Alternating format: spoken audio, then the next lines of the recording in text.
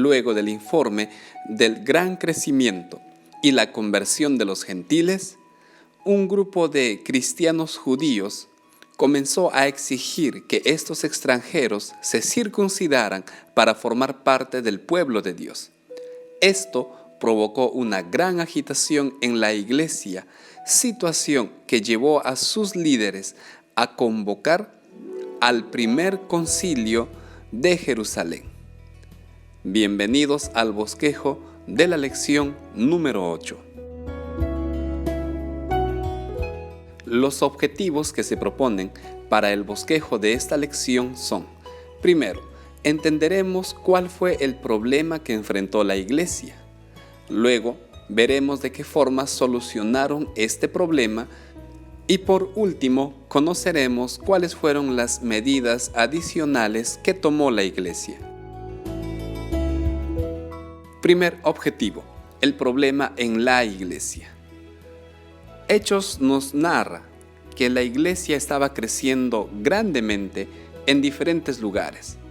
Frente a esta realidad, en el capítulo 15 nos presenta a un grupo de cristianos que pertenecieron a la secta de los fariseos, que comenzó a mirar con recelo a los gentiles y no aceptaban que ellos formaran parte del pueblo de Dios, a menos que, dice el versículo 5, se circuncidaran. Si ellos no se circuncidaban, entonces no podían formar parte de la iglesia y no los aceptaban. Estos judíos basaban su enseñanza errada en algunos textos del Antiguo Testamento.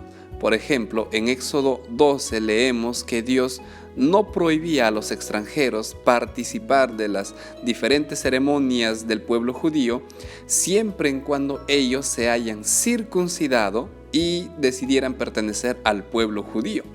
Por lo tanto, ahora este grupo exige a los gentiles cristianos que se circunciden, si no, no podían pertenecer al pueblo de Dios.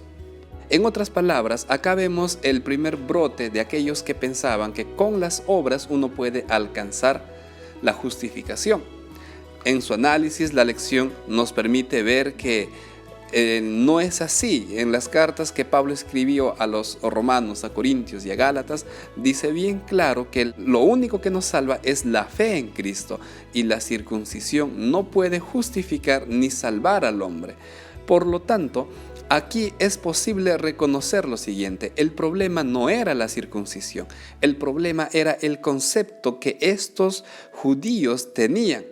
Por eso en Gálatas 1 y capítulo 5, Pablo llama a este grupo perturbadores y falsos maestros, pues lo único que buscan es causar división en la iglesia. Para enfrentar y frenar este problema, la iglesia se ve forzada a convocar un debate en donde solucionarían este problema. Segundo objetivo: ¿cómo solucionaron el problema? Siguiendo el relato del capítulo 15, leemos que diferentes representantes de la iglesia de distintos puntos llegaron a Jerusalén para este debate en lo que se conocería como el Concilio de Jerusalén. En este concilio también estaban presentes Pablo y Bernabé, representando a la iglesia de Antioquía.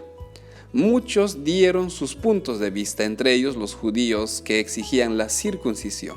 Sin embargo, Lucas no toma nota de lo que ellos dijeron, ni aún lo que Pablo y Bernabé, sino Lucas enfatiza lo que dijo Pedro y Santiago como líderes de la iglesia.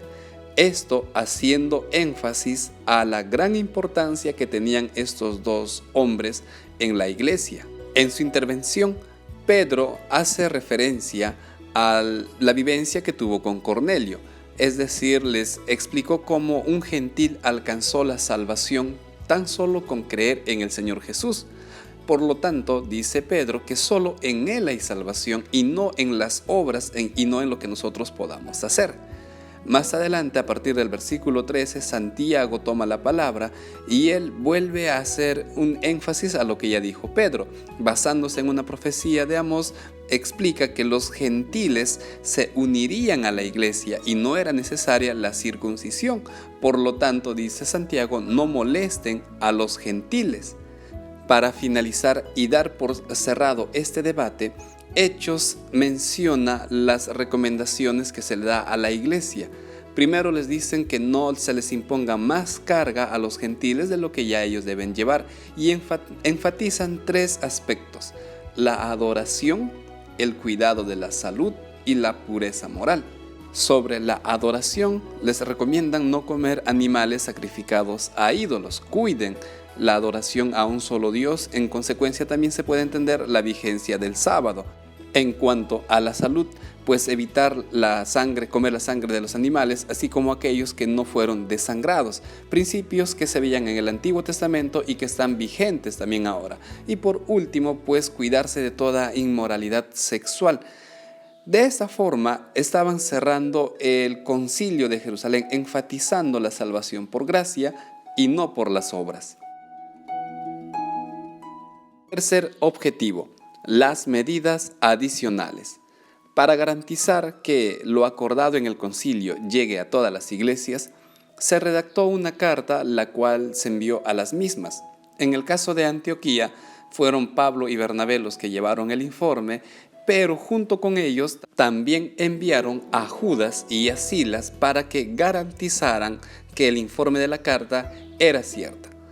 Hechos 15 del 30 al 33 narra que la iglesia se regocijó en gran manera con el informe, que Judas y Silas decidieron quedarse un tiempo ahí. Luego de algunos días, nos dice el versículo 33, la iglesia despide en paz a estos hombres, aunque Silas decide quedarse un tiempo más con ellos. Resumamos nuestra lección respondiendo lo siguiente: ¿por qué es importante someter nuestros pensamientos e ideas a la autoridad de la Biblia? ¿Cuán importante es respetar a las autoridades, reglamentos y el orden de la iglesia? ¿Cómo ayudarías con tu familia y grupo pequeño a mantener el orden y unidad en la iglesia?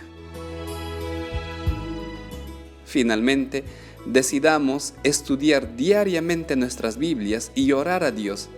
Y al orar incluyamos el pedido de someter nuestros pensamientos y sentimientos al poder de Dios, con el objetivo de buscar una verdadera unidad.